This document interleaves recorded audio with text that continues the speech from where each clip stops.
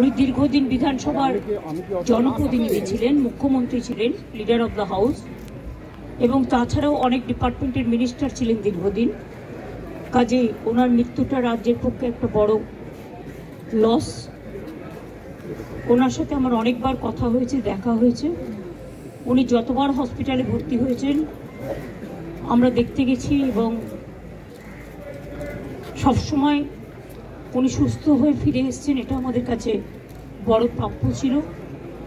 ওনার মৃত্যুর বয়স হয়তো হয়নি, কিন্তু যেহেতু ওনার একটা প্রবলেম ছিল, শ্বাসকষ্ট হতো। আর সকালেও বৌদি বললেন যে ব্রেকফাস্ট করেছেন, ব্রেকফাস্টের পরেই শ্বাসকষ্টটা হয়ে হঠাৎ চলে গেছে। কাজে আমি তার পরিবারবর্গ, মীরা বৌদিকে, সুচেতনা তার সন্তানকে, আমার দলের সকলকে, সিপিএম দলের, বামফ্রন্টের সকলকে, সহনাগরিক সকলকেই আমাদের শ্রদ্ধা এবং সমবেদনা জানাচ্ছি। ওনার জীবনে অনেক কন্ট্রিবিউশন আছে, সেটা ডিটেলস আলোচনা এখানে করার জায়গা নয়। আসুন আমরা প্রার্থনা করি। তিনি পার্থিব জগৎ থেকে বিদায় নিয়েছেন, কিন্তু মানুষের জগতে বিচরণ করবেন। আমরা সরকারিভাবে আজকে রাজ্য সরকার ছুটি ঘোষণা করে দিয়েছি। আজকে ফুল ডে ছুটি থাকবে, এবং আগামীকাল সসম্মানে, রাষ্ট্রীয় সম্মানের সাথে আমরা তাকে শেষ বিদায় জানাতে চাই গান স্যালুটের মাধ্যমে।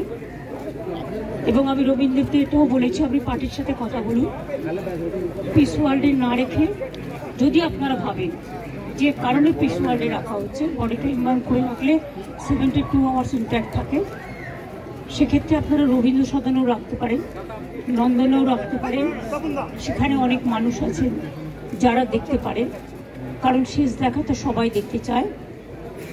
এবং তারপরে দল যা সিদ্ধান্ত নেবে, বিধানসভাতেও নিয়ে যেতে বলেছি, স্পিকার সাহেবও ফোন করেছিলেন ওনাদের।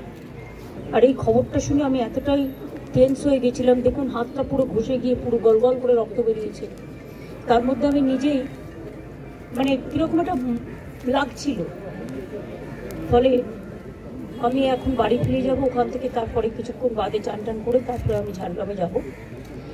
আমি Firhad Hakim, CP, DG, CS সকলকে ইনস্ট্রাকশন দিয়ে গেলাম, এবং ববি আর অরূপ সারাক্ষণ থাকবে, টোটাল টেক কেয়ার করবে। যা যা প্রয়োজন দলের পক্ষ থেকে ওরা মিছিল করে নিয়ে যাবে, যখন দেখবে যেন কোনো অসুবিধে না হয়, পুলিশ যেন ঠিকমতো ব্যবস্থা করে সব কিছু, যাতে কোনো রকম কোনো অসুবিধে না হয়। ব্যক্তিগত অনেক কথা আছে, কিন্তু সেটা আজকে বলার দিন নয়, কখনো সময় পেলে নিশ্চয়ই বলবো। আজকের দিনটা এই সময় তাদের পরিবারের পাশে দাঁড়ানোর দিন, এবং দল হারিয়েছে তাদের নেতাকে। আমি অন্য দল করলেও তাদের দলের সাথে আমার সম্পূর্ণ সমবেদনা থাকবে। আমি যখন আসতাম, যতদিন তিনি ভালো ছিলেন, তিনি অনেক গল্প করতেন, অনেক কথা বলতেন, সেগুলো ব্যক্তিগত লেভেলে। আমি সেসব কথা বাইরে আনতে চাই না। আমার সাথে দেখা হয়েছে সিঙ্গুর আন্দোলনের পরে, গোপাল গান্ধী যখন গভর্নর ছিলেন, একটা সুন্দর পরিবেশে আলোচনা হচ্ছিল। গোপাল গান্ধী তখন জিজ্ঞেস করলেন, আচ্ছা বলুন তো, ভরা থাক গানটার অন্তরাটা কি? উনিও বসেছিলেন, আমিও বসেছিলাম। আমি তখন বলেছিলাম, যে পথে যেতে হবে সে পথে তুমি একা, নয়নে আধার রবে, ধ্যানে আলোক রেখা। এই ঘটনাগুলো আমার মনে পড়ে। 92-তে যখন দাঙ্গা হয়, আমি ছুটে গিয়েছিলাম মহাকরণে, আমার কিছু দরকার আছে কিনা সাহায্য। আমি যখনই কোনো পরিস্থিতি দেশে বা রাজ্যে হয়েছে যেটা রাজনীতির ঊর্ধ্বে থেকে শান্তি রক্ষা করার জন্য, সেটা আমি সবসময় করেছি। এবং আপনাদের সকলকে বলবো, যেভাবে শান্তি রক্ষা করছেন আপনারা, সেইভাবে শান্তির সাথে, শ্রদ্ধার সাথে শোক জ্ঞাপন করুন।